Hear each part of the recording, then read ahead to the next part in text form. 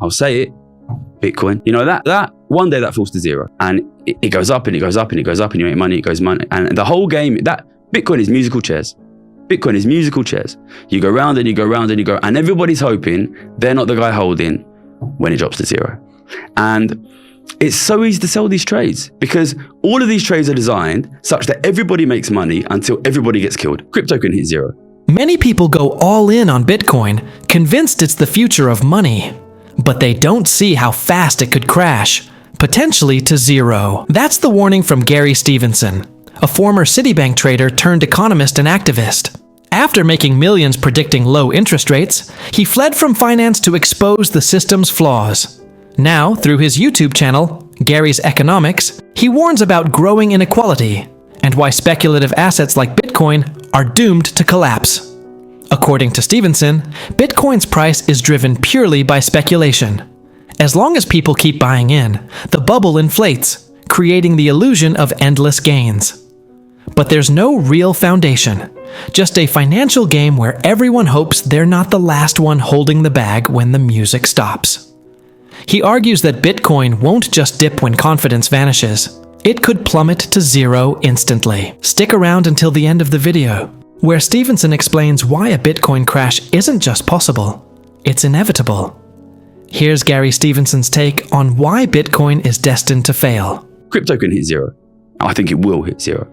Why do you think that? It don't exist, mate. Listen, this is what I always say about crypto, right?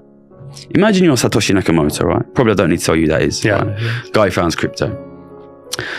You make up something for free, costless to make. People are paying you for it, you know? Oh my God. The amount you've got on paper, suddenly it's worth like £500,000. Talk about the early days. But you know, as soon as you start selling it, you might get 200 grand, 300 grand. You can't sell £5 million. What are you going to do? If it were me, I'd sell 50 grand advertising. Future of money, mate. Look how much it's gone up. I'd use a bit of money to stabilize the price. I might even artificially try and push it up a bit, get a bit of a bubble on it. It's gone up, sell a bit more advertising, get more kids in, sell a bit more advertising, get more kids in, sell a bit more advertising. My whole plan would be, how much of this can I get in the hands of idiots and how much of their money can I take? And I would just run it up and run it up, and I'd stabilize the price, and I would advertise it and I would advertise it, and I would tell people it's the future of money, and I would tell people this is going to save the world. And if I made enough, I might think maybe I could fund a presidential campaign. I'm going to get him in and I'm going to make the government buy it. It's a scam, mate. It's the biggest scam I've seen in my life.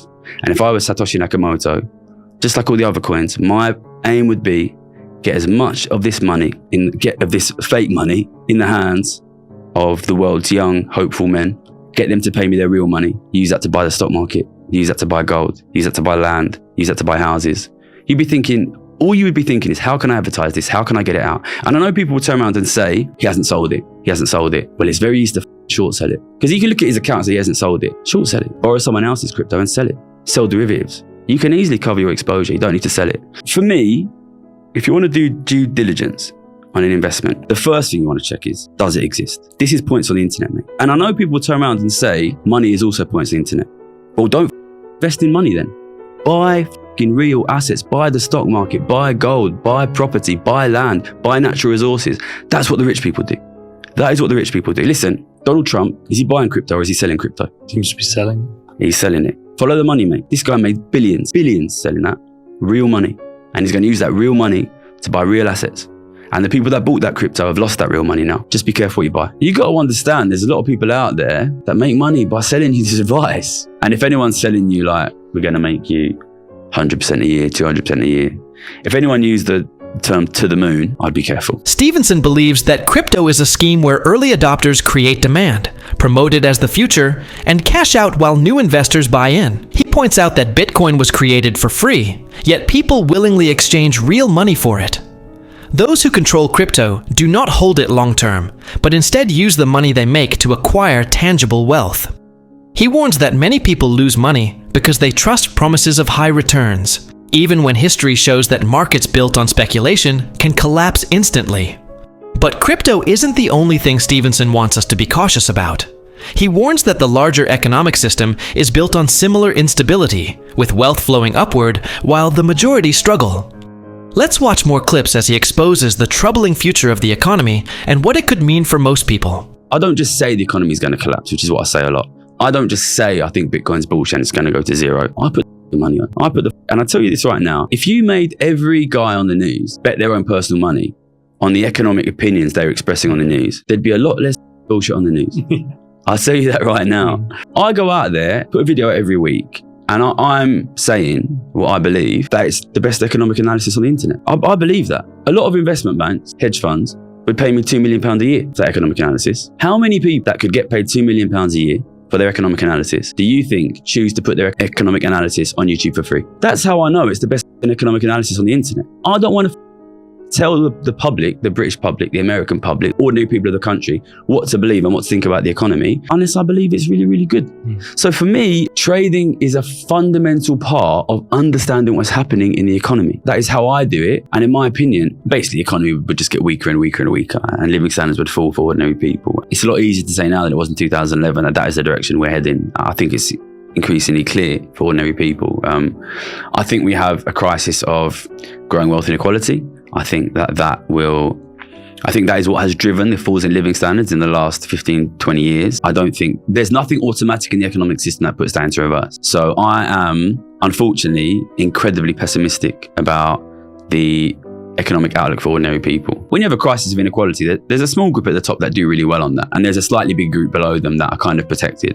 But you're talking about 70-80% of people really lose here, and it's just going to get worse, and it's just going to get worse. I believe that is an incredibly important thing for people to know. Number one, just simply so you can have a realistic perspective of what's happening.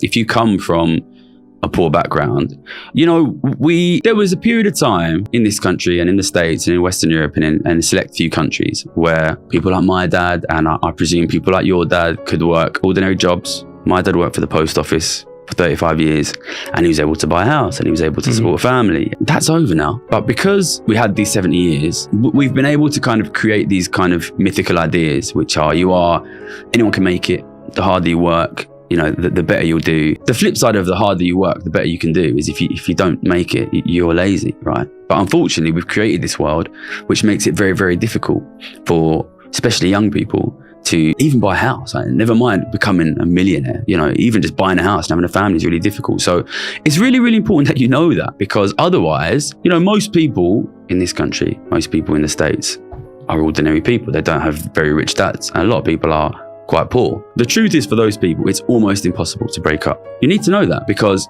you're going to work really hard, you're going to hustle your way, and most of you are going to end up somewhere near where you started, and probably a bit lower because there's this gradual worsening. If you don't know that, you're going to think, this is my fault, it's because I'm an idiot, it's because I'm lazy, and it's not your fault. It's not your fault. So I think understanding what's happening in the economy is vital for the mental health of our young people. But more so, the only way we fix this is if people stand up and stop it. Poverty and inequality were really, really bad here 100, 150 years ago. That changed because our grandparents' generation came back from fighting in a war and said, we're not going to have this no more. We want to tax rich people. We want to demand for ordinary working people healthcare, housing, education, food. They got it. That's not normal. That's not the case in most of the world. That's not the case in most of history here in the UK. That's not the case in most history in America. If ordinary people don't fight for a fair share of the pie, history tells us, the world tells us, what they get is poverty. So for me, an economic understanding is absolutely vital for your long-term economic interest. That is true for trading, although I've made it very clear. I think you need to be very careful with things like that. It's clear. It's true for investing. It's true for taking care of your own mental health. But it's also true for protecting the interests of the future of your family, your kids, your grandkids, your community, the future of our country. I think it's unbelievably important. That's the whole. I don't need to write this book. I don't need to have a YouTube channel. I could be on a beach in the Philippines drinking pina coladas, mate. I don't need to be it. I do what I do because I think understanding the economy is the only way ordinary British people, ordinary American people, ordinary young people across the world can protect their interests and protect their future. Stevenson argues that economic hardship is not just a matter of individual effort, but a consequence of structural imbalances that push wealth upward while leaving the majority with fewer opportunities. The reality is that financial markets and economic policies primarily serve those already positioned to benefit, while the broader population faces declining living standards. As Stevenson said, previous generations had to fight for necessities like housing, healthcare, and education. These benefits were won because people spoke up and took collective action. Without similar demands today, Stevenson stresses that those protections will continue to erode, making financial security an increasingly distant dream for most.